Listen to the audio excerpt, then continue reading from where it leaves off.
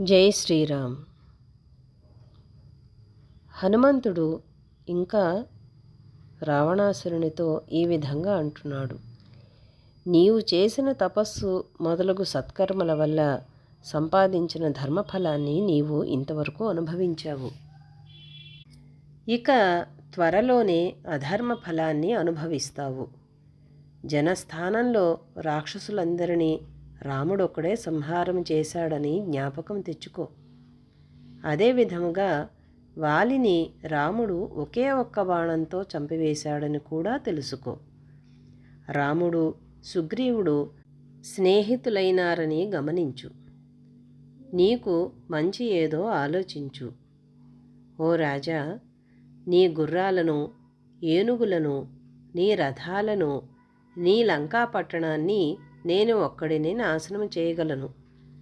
అయితే రాముడు అట్లా నిశ్చయించలేదు. సీతాదేవిని అపహరించుకుపోయిన శత్రువులను తానే సంహారం చేస్తానని రాముడు వానర భల్లూక సమూహాల ఎదుట ప్రతిజ్ఞ చేశాడు. అందువల్ల నేను ఆ పని చేయలేదు.